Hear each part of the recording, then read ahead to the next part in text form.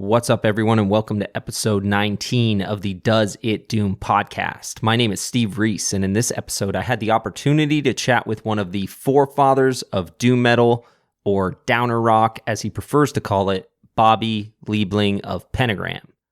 We discussed the very early days of the band into the high voltage era, a bit of the sub-basement era, and right on through to today. Bobby discusses his new project, The Limit, as well as the current status of Pentagram. This was a truly great interview, and I'm super excited to share it with you all. If you've been listening to the podcast for a while now, please make sure you're subscribed. And if you do enjoy the episode, please don't forget to go ahead and share it. And with that, let's get to the interview.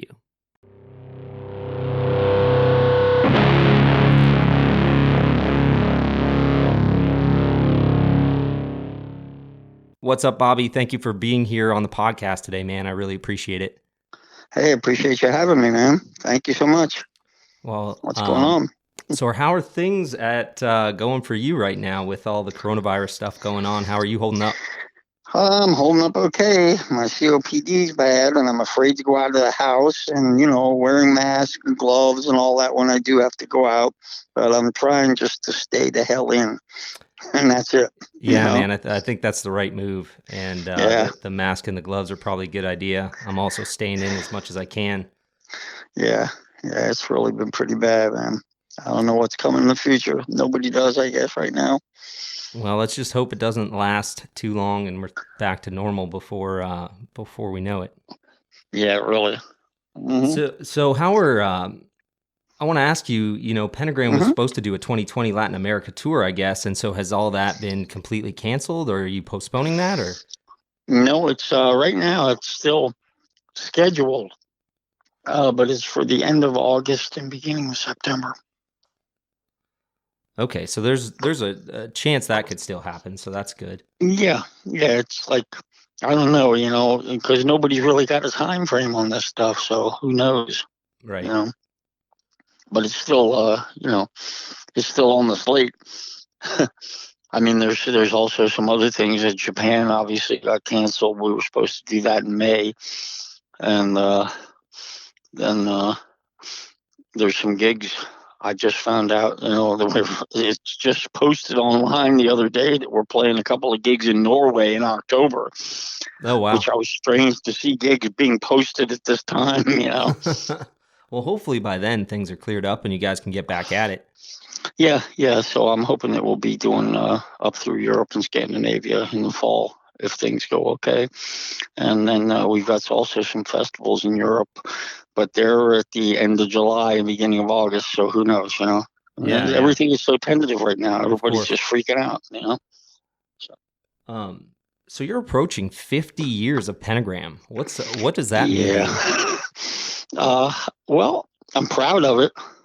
Put it that way. I'm really glad I've hung on and stuck to it. It means a lot, really. I mean, it's kind of just a prestige marker, though. It means a lot to me personally in my heart because of being able to keep the thing alive that long. Of course. Yeah, it's quite the milestone. I mean, there's not many bands that are still out touring 50 years later. You just listed off, the amount of dates and festivals that you're getting ready to do. Yeah. One of my favorite band actually ever, which is Wishbone Ash. They just released their first album in 5 years, and they're 50 years this year. So yeah, wow. Andy Powell's keeping that going real good, and I'm real proud of them. I have to plug them. Awesome.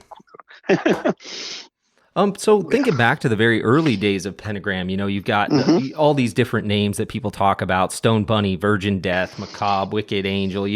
What were things like in the very early days for you as you're starting Pentagram? What were your influences at the time, and what year would it be where you consider the band to have started?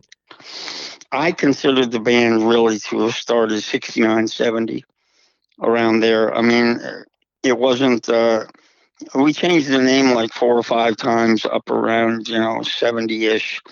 And it went through the Stone Bunny thing, which that was just a joke name that I threw out on the table because the guys I was playing with were calling the band Space Meat, which was even worse. And And I said, Jesus, come on. Why don't you just call it something like Stone Bunny? And I laughed, and they said, oh, yeah, that's a great name. That Oh, my became the name. God. Yeah, that became the band name, which I can't stand either. I mean, I don't like jokes in heavy rock music. Man, some of You the know, songs from that demo though are so awesome. It's almost got a jazzy feel at times. And I don't know. There seems to be debate of what's actually Stone Bunny and what's actually Pentagram. But like the song "Please Don't Forget Me," it's almost got like a heavy jazz influence. yeah, it does. And actually, that was Pentagram. The recording of "Please Don't Forget Me," the only recording ever of that song that we did. And a couple of bands have covered it, but um, I'm really, really anxious to do that song in Pentagram and put it, down Yeah, it's an incredible eventually. song. I absolutely love that song. Yeah, yeah, And it's one of so my favorite. That's a real Wishbone Ash influence song, how very much so. how did that, like, who was playing guitar on that, and where did they get kind of the jazz from? Like, was Okay, well, it's got two guitar players. It's got John Jennings, who was the guy in Space Meat and then Stone Bunny and stuff, and he was in Pentagram for a little bit at the beginning. And Jeff O'Keefe, the drummer of Pentagram, was on the other guitar. right? And Vince McAllister, the guitar player of Pentagram, was the bass player. Yep. And a high school buddy of mine, Steve Martin, who I'm not in touch with anymore. I don't know if he's still around or what, but he's the drummer. He was a jazz drummer. He was real influenced by Buddy Rich and people like that. Well, a lot of jazz drummers. The song's kind of got a Jethro Tull feel to it, Yeah. too. And a lot of that early stuff, you're the sole writing credit, like "Forever My Queen," "When the Screams Come," "Walk into the Blue Light." How did you go about writing all that stuff? I wrote them all on a $12 Silvertone from Sears acoustic guitar, and sitting in my bedroom drinking Boone's Farm apple wine every night. Yeah. Yeah, and because back then I was a real idiot to people in the band. I mean, I wouldn't let anybody write anything, and Jeff O'Keefe and I, as drummer, eventually wrote some really great songs together. But back then, I was like really prima donna about stuff. I guess it was just because I had so many songs flooding out.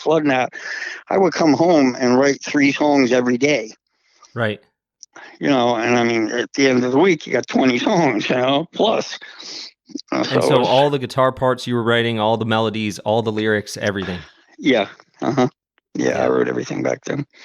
All the stuff that says through the history of Pentagram, not enough people really look at writer credits, I don't think.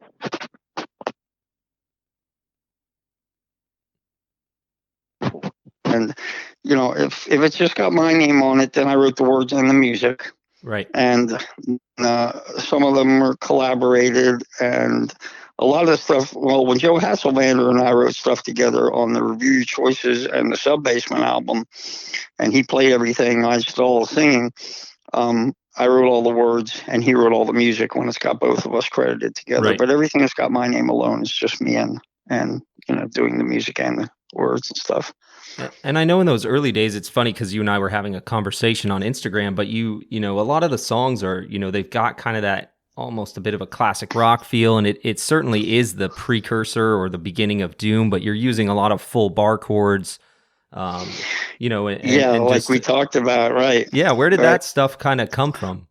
Well, I mean, it came from the mid '60s influence that I started out by playing, in the mid '60s. And I mean, I was playing, professionally in '65, and I was a little kid, but all the stuff back then, if you notice, all the old garage rock, as they call it now, and the precursor to what they labeled as punk rock, it was American punk type bands and British ones like that too, bands like Them, and Zombies and stuff from England. And the American bands, had the real rough and tumble edge to them, but everybody played the full, you played all 6 strings. It's like, what the hell, That's why I know this will be a terrible thing to say. Maybe you might want to end up cutting it out, so I'll pause. I can't stand doom metal. Yeah, you were kind of hinting at that. I don't like doom metal at all. It's so pretentious and plotting. The song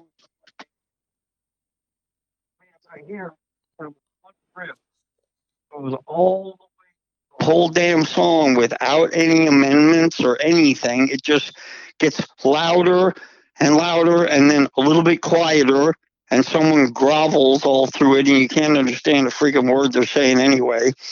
It's not like we always used to call that the toilet flushing sound. So, but do you consider Pentagram? I mean, obviously, Pentagram is considered like traditional doom.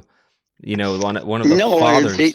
Like I spoke about previously. It's more like it was downer rock, right? Like bummer rock. Joe Hasselmander and I used to joke about we were going to call the Sub Basement album Bummer because everything is so depressed atmosphere and gloomy and doomy, but not in quotes what they would call doom metal. Doom metal it doesn't have the sadness that the old gloomy type downer stuff had. I mean, when you that's listen something to bands, that's important to you, right? Like very, you said, very having important the to me. Yeah, the sadness and the despair. It's not just pounding like, oh my God, I hate this, I hate that. It's not just a bunch of complaints. It was the lament about it. Like, it was kind of created a different atmosphere to me. The sadness there, the despair, it was just a feeling of hopelessness, and not just death itself. Right. I don't like death metal. I don't like doom metal. I don't like speed metal. I don't like thrash metal. I don't like, all this metal that. And what are your like top three? What were your three, I guess, foremost influences at the time? Like, what were you really into when you got the band? Well, I mean, when we started, of course, we loved the early Sabbath stuff, but they were not as big an influence to me as people think they were at all. Right. I liked a lot of bands that, I liked the Frost out of Detroit, Dick Wagner. He when he did sad stuff, it was gut wrenching, heartbreaking type stuff. And I liked the Bonneville Music Machine, or they were just called the Music Machine when they had the hit Talk Talk, and The People and Me in the mid-'60s. This guy was on the biggest downer, bummed out trip I have ever heard to this day, probably. Has more depressing, hopeless sounding songs that really make me feel for the guy. It's like, oh my God, someone please help this guy. Right. That's more that despair, It's like I like them. I liked the band Stray a whole lot from England. I love Wishbone Ash and UFO. Right. I love UFO to this minute. Yeah, fantastic bands. And I liked a lot of the Detroit sound. A lot of bands out of there, SRC, Amboy Dukes. That's interesting for sure, because everybody always assumes that it was Sabbath, right? Yeah, they always do, and it was far from Sabbath. I mean, and I do Sabbath, think, don't get me wrong. Yeah, they were like, wow, this is really cool. It's dark, but they weren't the biggest influence to me. And I know probably in the 80s when you paired up, when you blended with Death Row, I mean, Victor certainly brought a Tony Iommi Sabbath influence that was almost heavier. Absolutely. Oh, yeah. It made it much, much heavier sounding. And Victor's tone quality. Yeah. I mean, Victor has, to this day, has one of the most remarkable tones I've ever heard. His rhythm tone is just wow. The Wolf Wall, it's really cool. And I think he brought that, the kind of drop B flat tuning that you guys used on the self-titled or Relentless album, and that had that kind of octave going on. And I think he brought that into prominence. And I think it's still probably people don't know about it as much as to understand why some of that early stuff does sound incredibly heavy for the time. Right. I mean, the strings are like rubber bands. Yeah. They're really tuned down low. He's got the sixth, I think, at a B flat or something like that, and it's just extremely heavy. it's moon tone Yeah. Yeah, it's all the way. Yeah. and so I always wonder, like, not much is so much known about Vincent McAllister. You know, what was he like as a guitar player? I guess before Victor, and kind of he played the large guitar part of the vintage, I guess, or classic band. Oh yeah, yeah. Vincent was a prodigy. He was. I mean, we really didn't realize what we had at the time, but Vincent was truly remarkable and unique. Hey, let me charge. Let me put in my charger too. My Sure. phone's low. Okay. Yeah, Vincent he was influenced by Blue Cheer and Hendrix, kind of crossed. Mm-hmm. I mean, his lead playing was just berserk wild all the time. Incredible. Yeah, he is truly, truly to this day remarkable. He is something else. When I listen to the old leads right now, I still say, Jesus, how did this guy he didn't really know what he was doing, and he had nothing planned out. He would just flail away, and he was almost emotionless.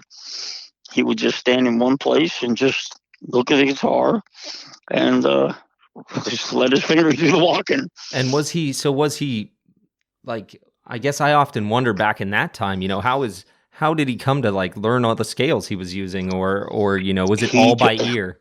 It was all totally by ear. Everything was by ear.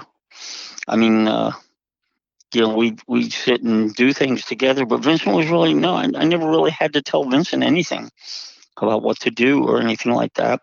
He just was a natural all the way. The same exact bands I liked, and the Jeff liked, and Greg too. We all like the same bands, and we like that ugly sounding stuff too. Groundhogs, who are to me one of the most original bands that ever existed.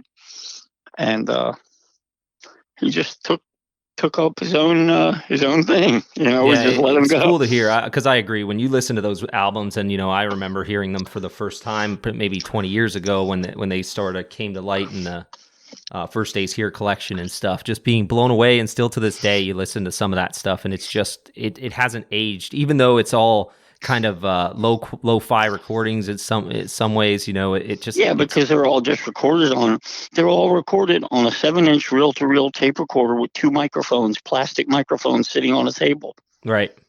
Everything on the original stuff, but the except songs the few studio things. Yeah, the songs were cool, and the playing, it just lent assistance to his breaking out. Back then, you got to remember, there weren't what they called the shredders and the slingers. Sure. There was no kind of thing like that where people, had advanced all the pull-offs and taps that people do on the frets.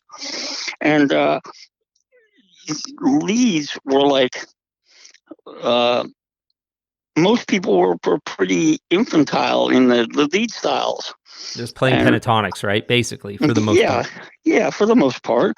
But Vincent, he incorporated all kinds of stuff, and the lead playing back then was, in our songs, I wanted to have long lead breaks.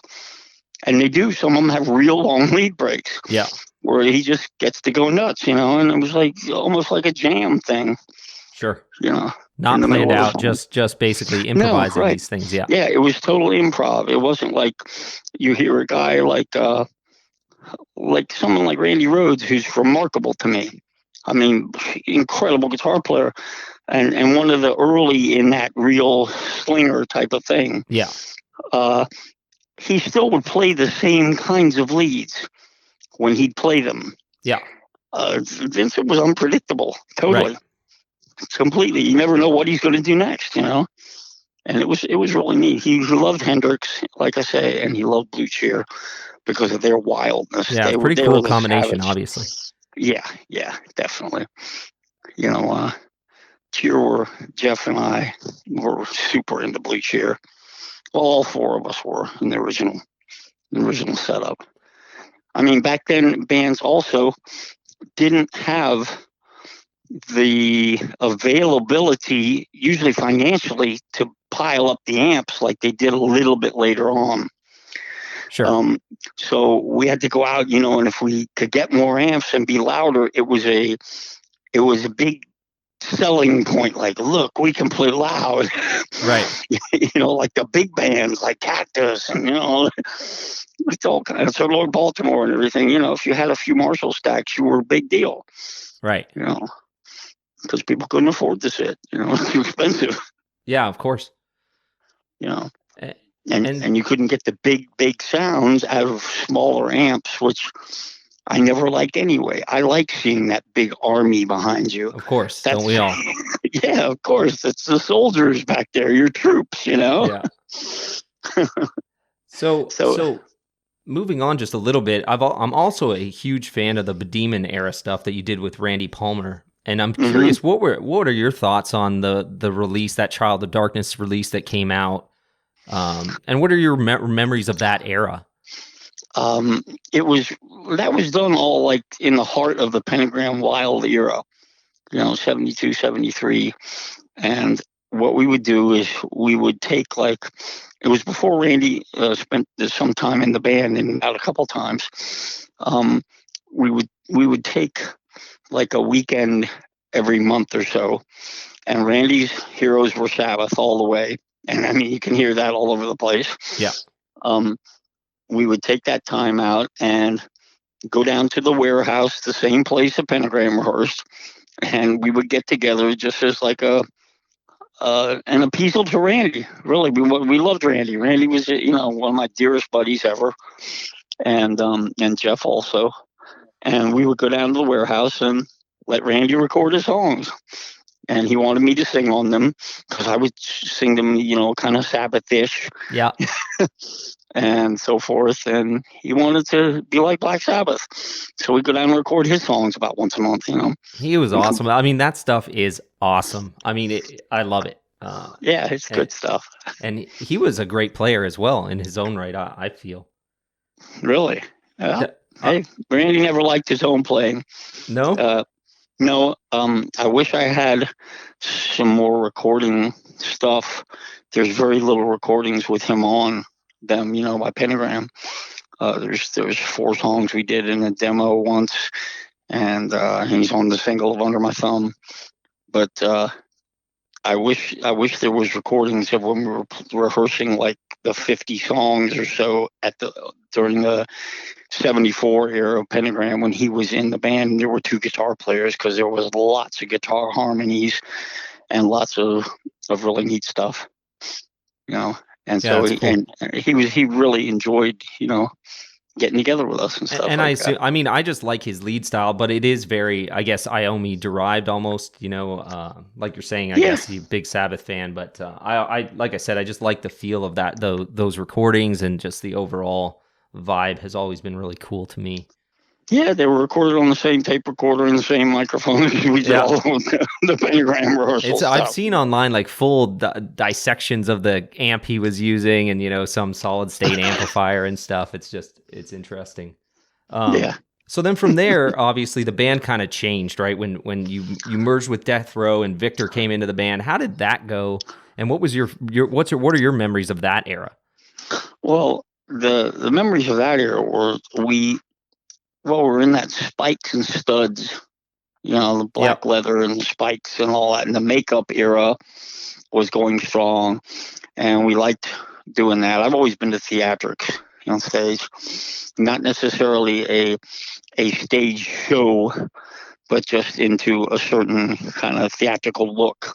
Right. And when I met up with Victor, our styles blended so well naturally together. And he loved my songs and vice versa. And we were both talking about how we liked wearing makeup on stage and that kind of stuff, and chicks' tops, high heels and stuff like that. Yeah. So we went for that spooky thing. I mean, Marty Sweeney and Joe from Death Row were also in the high voltage era Pentagram, in the late 70s. So they were already really into that kind of thing, Marty was just a good old boy. Southern Virginia, and he liked playing heavy as shit, and so we did. Yeah. And we wanted to have that real moany sound, and play super loud and be pretty wild on stage, which we were at the time. Yeah, I wish that era had been able to go out to California when the 80s hair bands came, because I think we would have really kind of overtaken out in the West. I really do. Yeah, But, there is. I think there's. I mean, I know there's definitely some footage on YouTube of of that era, and because I've watched it, extensively. right. It's not. I mean, the quality is whatever, but It's not good quality, but it doesn't matter. It's awesome to watch. I mean, I've watched it. I've studied it. I've tried to learn how to play Victor, like how Victor's playing it. Just back in the day. And it's just still that it's cool that it's captured, and people can go relive really that is. a bit, because it's a pretty incredible thing to see for the time. I'm sure it really was. Yeah, it really was. We were bombastically loud, and we were very, very aggressive in our attitude. It was just like attack the audience and knock them over. There's a lot of that footage of that band and abridged version of being called Pentagram after that again is on the DVD called All Your Sins that we released. Yeah. And that's a double DVD. It's not good recordings, but it doesn't make any difference. It's really got impact to it. Yeah. The band was just heavy, real intense and heavy. People didn't know what to think of us in the clubs when we played with that band. I bet. Like, oh my God, what is this? We wanted to scare people. We really did, and we accomplished that a lot of nights. Yeah, I'm sure. I can imagine, and so it's been, you've had then multiple kind of variations of the band, people in and out through the years. Coming up through 2015, you guys recorded and released Curious Volume. What's in the works now with Pentagram? Are you planning to do more material? Do you still write on your own? I'm curious about that. Do you still write songs on your own? As a matter of fact, I don't have a guitar right now that's functional, but I have so many songs. I really wish I knew the new technology and how to do the home recording stuff. Right. Because I would get something and do it if I could, if I knew all the drum sample. All the young people know that stuff now. I don't have the slightest idea how to do that. I'm used to I like going into a recording studio. Sure. Not the home thing, and knocking it down in there with, professional engineers behind the big, massive boards and stuff like that. Sure. I still like doing it that way. But if I did, I have so many ideas in my head right now that I could put down. It would be ridiculous. I think I could write an album in an hour. I mean, I'm serious. I'm dead serious. I just finished singing on an album with the punk legend Sonny Vincent, and on guitar, and Jimmy Recca from the Stooges on bass. Very cool. Stooges and Ron Asheton's New Order, and two guys from bands called Dawn Rider and Clockwork Boys. One of them's a punk band, and one of them's like a heavy rock band from Portugal. And we just finished a brand new album. It was just a project, but I recorded that in February of this year. And so do you guys have a name? It was called The Limit. Cool. And so what kind of music is it? It's kind of a heavy punk rock fusion, MC5 Stooges type of stuff. Because I wanted it to have a little more punky edge than the stuff that we normally do in Pentagram. Yeah, sure. I've always liked that kind of stuff. I'm a New York Dolls freak, Johnny Thunders, the Saints, the Ramones, the Drones, Buzzcocks, all those bands. I love them. Dead Boys, some of my favorite groups. So I wanted to have that punky type edge. And Sonny was, of course, has always done stuff like that. And he's recorded with so many fine people all over the world, my God. And we wanted to have it have a lot more high fidelity than a lot of the recordings that he's done, and more quality. And we went over to Portugal and we recorded an album. We got 12 songs. They're not mixed yet, and they don't have some of the guitar overdubs. We've got some guest guitar players that are going to do some lead breaks still, and then we have to mix it. And we're going to, hopefully, if this Corona stuff lets up, we'll get to put that together real soon. These guys are flying in lead breaks and so forth, and Sonny's sending them to me. We're having to do stuff online, which, he's more adept at than I am, way more. But a lot of them are really flashy leads, and a lot of them are real raunchy leads. It's just kind of MC5ish. I mean, I'm a Wayne Kramer fanatic, and he's one of my favorite artists ever. The only one on my bucket list I've never met. Right. And it's kind of also got some real heavy stuff. It's got an attitude. It's got a lot of attitude, a lot of balls to it. Well, that's going to be cool. I'm looking forward to that. Do you guys plan on touring with that, or is it just kind of... I doubt we're going to tour with it. It's probably just a project. You never know, though. Sure. Who knows what's going to happen. But it was an awful lot of fun doing that, and we got a great engineer and recorded in the studio. And like I say, we have some other people doing some lead breaks. Sonny does some. The other guitar player, Hugo Conan, does some.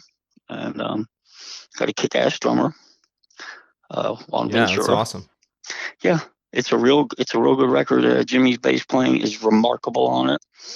And Sonny and I do a lot of backup vocals. There's some stuff on there that's even a couple songs that are over the top could be on the radio and be hits. Oh yeah? It's got a lot of variety to it. Very cool. It keeps attitude, a lot of attitude, a lot of a screw you attitude, Well, I can tell you're excited about it. It's like, what kind of keeps you motivated all these years later? You're talking, you've been making music since, you said, like 1965.